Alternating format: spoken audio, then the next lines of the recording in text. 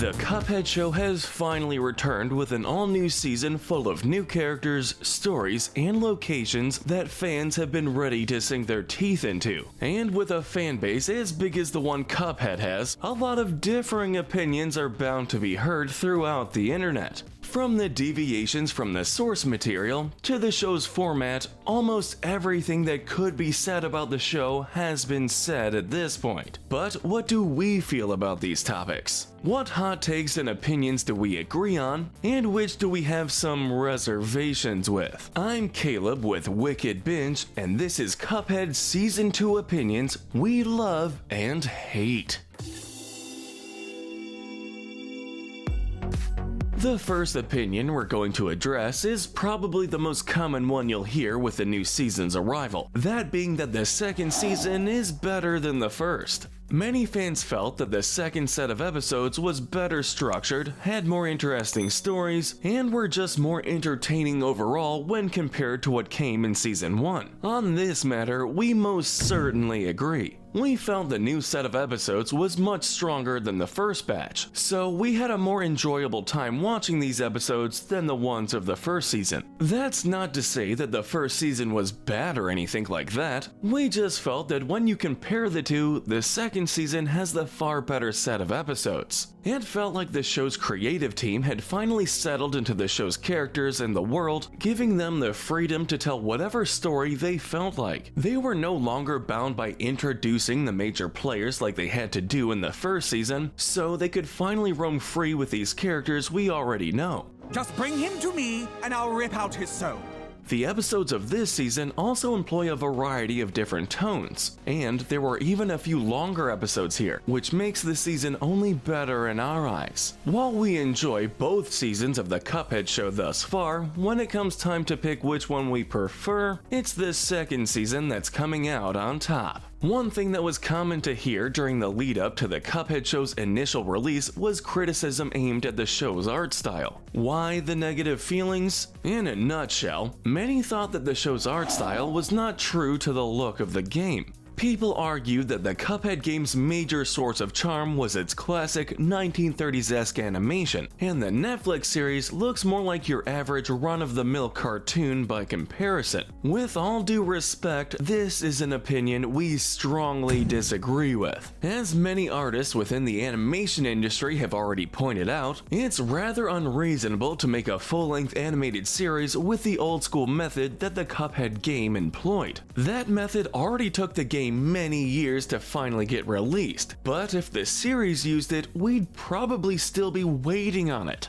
The show might also not look one-to-one with the game, but to say that it's not true to it is disingenuous. The show employs a lot of elements seen in classic animation that help make it feel like the game, without using the exact same art style. It certainly does not look like any other cartoon on right now, that's for sure. While we understand people who were unhappy with how the look of the show turned out, we ultimately disagree with people who don't think it fits the franchise. Another opinion heard since the show's release, although a bit more on the positive side, is that the series is better than the video game. This usually comes from fans who are either not into video games in general, or just find Cuphead as a game too hard to truly enjoy. They may also find the expanded look into the Cuphead world and characters to be more interesting here than it is in the game. If we're being honest, we have some pretty mixed thoughts on this one. On the one hand, we do agree that this series does a far better job at fleshing out the characters and all their relationships than the game ever did. But on the other hand, if it wasn't for the Cuphead game, we wouldn't even have the show. And while we do like seeing the characters in the TV show, there are a few deviations from the game that we aren't the biggest fans of, some of which we'll touch on later. While we do really enjoy the Cuphead Show, to say it's better than the game it spun off from seems a little premature to say. Maybe that will change after a hypothetical third or fourth season, but as it stands now, we still believe the original game is the best work to bear the Cuphead name. Speaking of the show's changes from the game, let's talk about one of the more contested changes made. It's no secret that every adaptation has its fair share of changes to better fit the medium the story has been adapted to, and Cuphead is no exception. In this case, many fans feel that changing King Dice's casino background was a mistake. For those unaware, in the Cuphead video game, King Dice is the owner of casinos called Die Houses. In the cartoon, King Dice is simply the star of his own game show, with the casino nowhere to be seen. Off you go to the mystery prize room!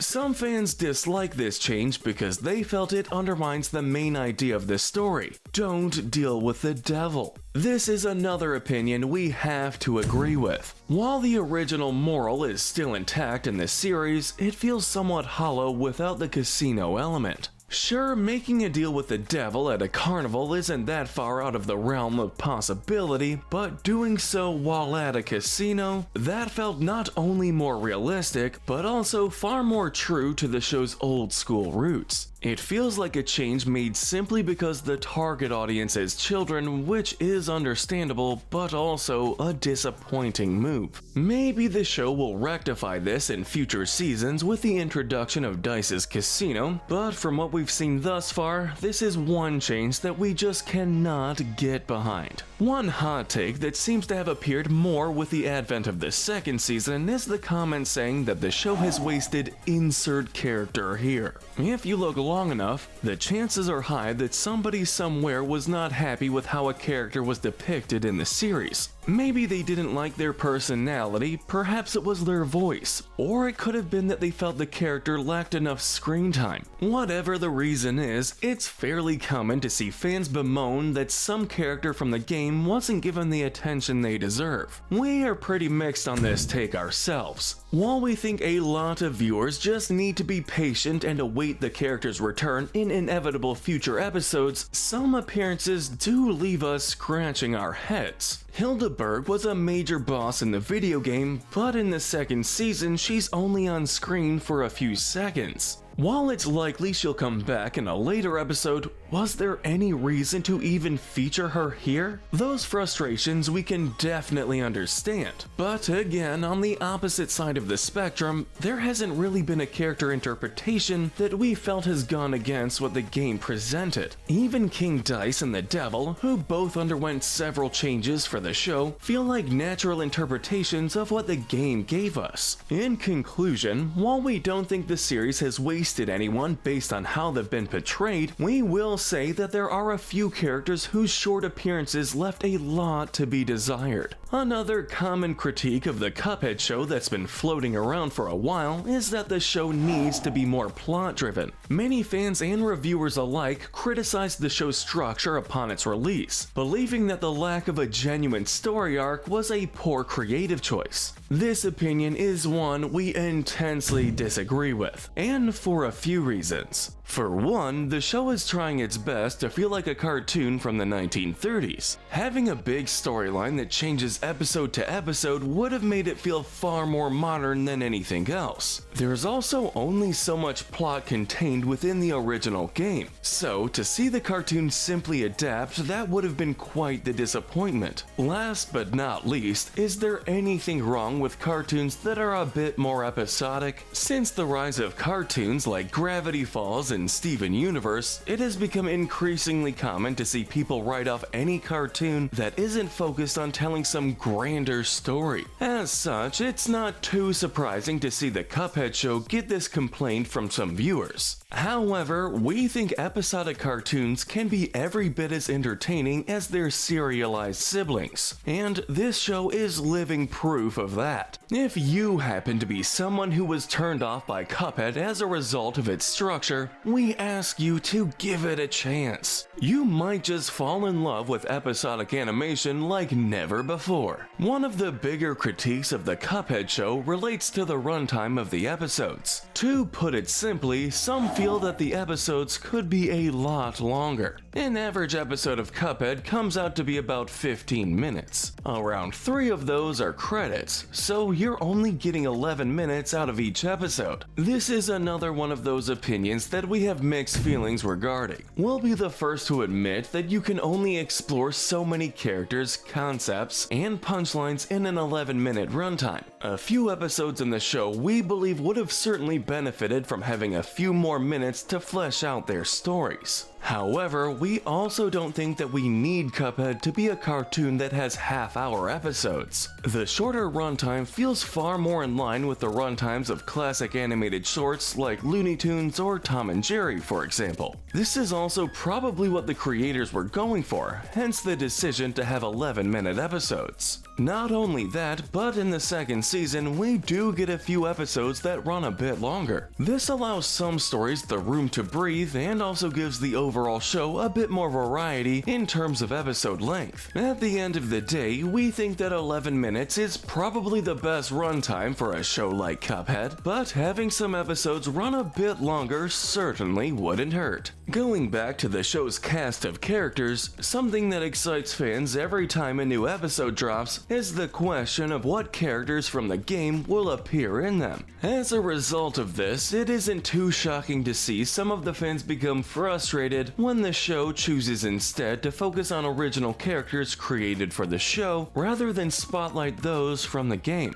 This has caused a few fans to argue that the show should only be about the characters seen in the game instead of new characters. This is yet another opinion we aren't really on the same page as. As we said prior, just because a character who came from the game hasn't appeared yet or didn't have a lot of screen time in the show, that doesn't mean they'll be gone for good. It's very likely that these characters will all return in future episodes, and with a lot more to do too. The original characters that have appeared so far in the show have also been a lot of fun. Who didn't get a kick out of Bull Boy or enjoy the antics of the Burn Bomb quadruplets? All the characters who have come out of the show feel as part of the world as the original faces from the game, and that's by no means an easy feat to accomplish. We also feel that you kind of have to have new characters in a show like this. If they limited characters to only those from the game, it would only be a matter of time before they run out of them, which would then limit the number of stories they could tell within the show. By creating new friends and allies for Cuphead and Mugman to interact with,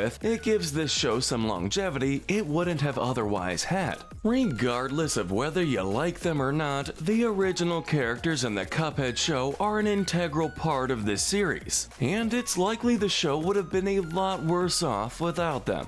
Last but certainly not least, it's a bit of an understatement to say that people enjoy the Cuphead animated series. However, some people more than just like it. Some viewers have gone as far as to say that Cuphead is one of the best video game adaptations to date, alongside the likes of Arcane and Netflix's Castlevania. More than probably any other opinion we've looked at today, we completely agree. Admittedly, it's not too hard for this show to be at a top of such list, given how many bad video game adaptations have been released, but it's still a title we think the show deserves. We're going to find Milos. The Cuphead show succeeds because it manages to do something most of these adaptations fail to do. It's welcoming enough for new viewers without sacrificing what made the game so appealing to those that played them. So often, it feels like video game adaptations sacrifice everything great about the games to appeal to a wide audience, or they focus so hard on looking like the game that they ward off potential new fans. That is not the case with Cuphead, and that's why we feel it has become such a big success. It's not easy to balance these things evenly out, as we've seen with the number of bad adaptations released over the years, but this show has managed to do something that seems impossible to so many. The Cuphead Show absolutely deserves recognition as one of the best video game adaptations ever made, and it's a title we don't see the show losing anytime soon. But let us know in the comments section if you agree or disagree with our opinions, and tell us what we should cover next. Remember to hit that notification bell and binge more of our videos. But most importantly, stay wicked.